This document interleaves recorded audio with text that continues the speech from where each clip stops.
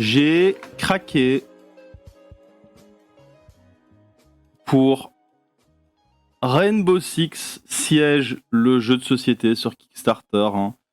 Bon, du coup, il arrivera en juin 2022. Hein, faut pas être pressé. Mais voilà, la cracouse. Rainbow Six, franchement, ça a l'air cool. Ça a l'air cool, donc j'ai pledge le jeu. Alors, en gros, c'est un jeu asymétrique d'affrontement. Si j'ai bien compris, bien sûr. Donc nous avons l'attaquant, le défenseur. Et alors, le jeu est évidemment extrêmement inspiré du jeu vidéo. Hein. Six Siege, enfin c'est Six Siege, c'est pas Rainbow Six. Siege. Très inspiré du jeu Rainbow Six donc. Donc on a les petites miniatures avec les différentes classes, hein, Mute, Blitz, Bandit, Thatcher, etc. Dans l'équipe des défenseurs, dans l'équipe des attaquants. Moi ça me parle. Je suis très curieux. Donc on a des maps. Et donc le défenseur va devoir évidemment placer des pièges, etc. Préparer sa défense, hein. Et l'attaquant va devoir venir tout défoncer, bien évidemment. Alors on a évidemment des tokens de gaz, de fumée, de feu, hein, si ça pète, des cocktails Molotov et tout. On a des tokens d'otages, etc. Donc en fonction de la mission, etc., ce sera différents objectifs. On a évidemment en carton des petites tables, des petits bureaux derrière lesquels on va pouvoir se placer pour tirer à volonté sur l'adversaire. Moi, perso, j'ai pris le pledge celui-ci. Comment est-ce que ça marche ? Comment est-ce que ça marche un Kickstarter ? Alors, ici, donc sur la plupart des Kickstarter, il y a différents pledges. Contribution de 1$.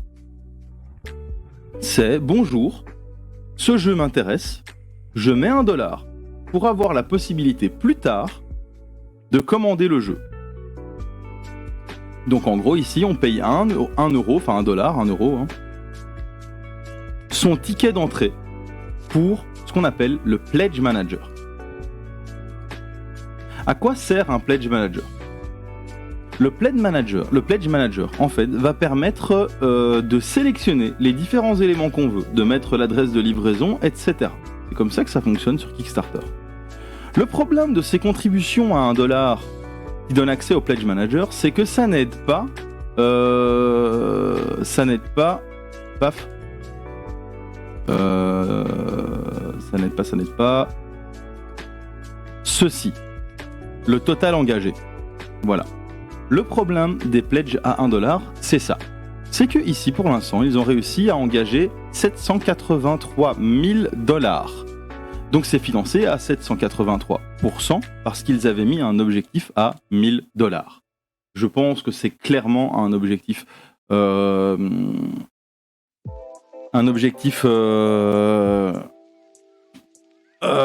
symbolique.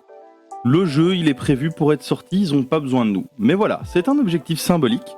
Et en gros, ils ont atteint leur objectif, hein, qui était de 1000 $, mais ils ont surtout atteint les 783 000 $. C'est un projet qui est court sur Kickstarter. Donc ici, on peut voir un autre exemple, Scarface 1920, pour lequel il reste 20 jours. Le jeu est déjà là depuis une dizaine de jours. Hein. Bien ici, pour Six Siege, ils ont décidé de le mettre une semaine. Donc le Kickstarter a commencé récemment. Évidemment, en partenariat avec Ubisoft. Ce qui permet, par exemple, d'avoir des éditions dans pas mal de langues. Parce que souvent, les Kickstarters sont édités dans une seule langue, qui est l'anglais. Donc ici, on voit que Six Siege va être édité en plein de langues. Donc moi, je les pledge. Et donc ça, c'est une des choses qu'on va faire dans le Pledge Manager. Donc l'accès au Pledge Manager, c'est de choisir sa langue, de choisir ce qu'on va prendre dans nos contreparties, etc. Et donc au final, c'est là qu'on va avoir la facture totale. Et donc ici, ce pledge de 1$ est juste là pour dire bonjour, je veux mon ticket d'entrée pour le Pledge Manager. Et comme je le disais, ça n'aide pas le montant total. Pourquoi c'est important ? Moi personnellement, j'ai pas pris le pledge à 200$ avec toutes les extensions, etc. Je veux bien, mais il y a des limites. J'ai pris le pledge à 69$, qui est le pledge de base pour le jeu et les Kickstarter exclusifs.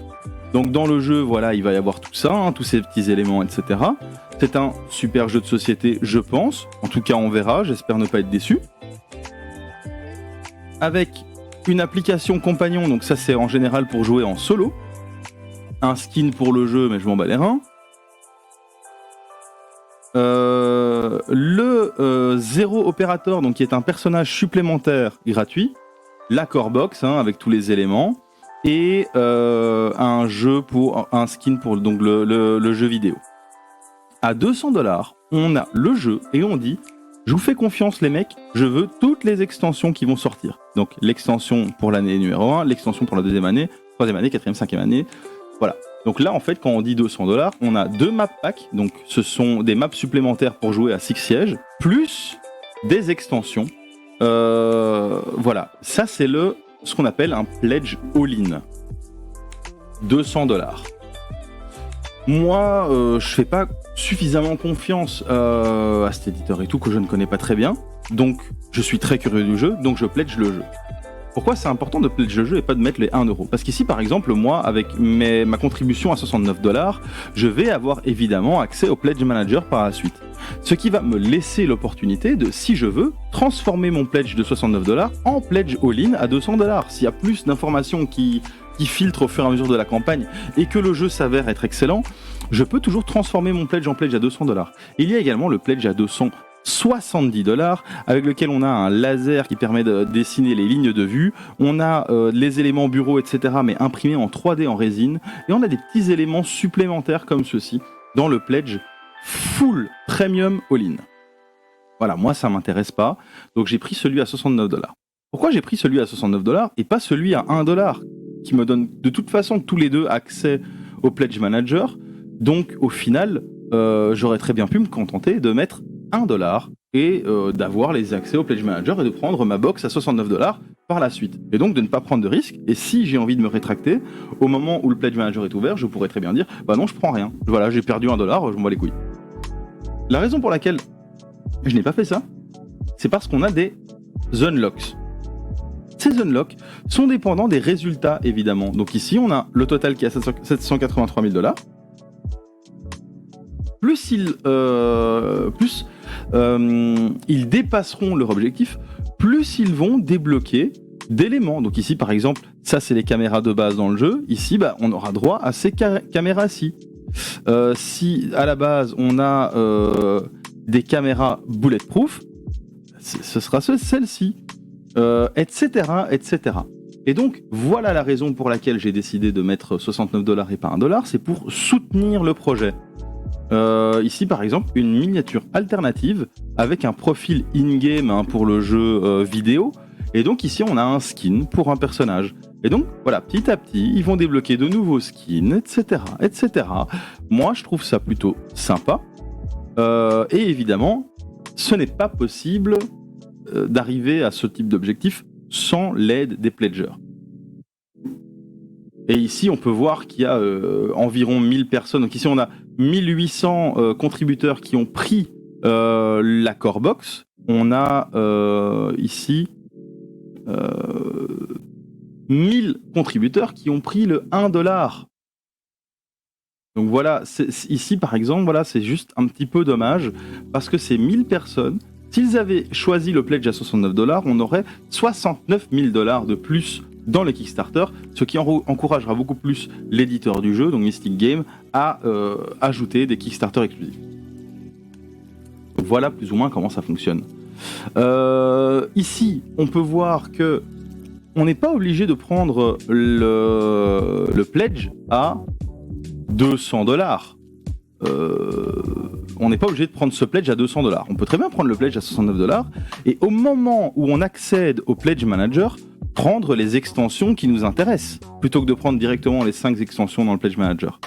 Donc je pourrais très bien prendre juste la Year One, l'extension, donc avec la première année, à $25. Donc ça, ce sera disponible pour moi dans le Pledge Manager. Ici, donc la deuxième année, la troisième année, donc sur toutes les extensions qui sont comprises dans le Kickstarter All-in.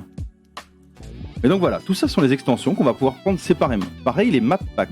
Pour avoir des maps supplémentaires, donc pour la diversité du jeu évidemment, hein, avec de nouveau ici d'autres éléments, on a un coffre de banque, etc. Donc c'est des choses qu'on va pouvoir prendre en plus. Le map pack ici, Dead End, c'est un chalet. Donc on a des créates en bois, etc. Ce sont des choses en plus. Pour 10€, je peux avoir la piste de dés en néoprène, je m'en bats la race, mais il est dispo à $10. Donc si j'ai envie de le prendre, je peux le prendre pour $10.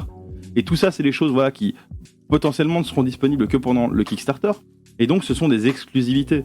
Moi par exemple, ce que j'ai fait avec le Zombicide V2, c'est que j'ai tout pris.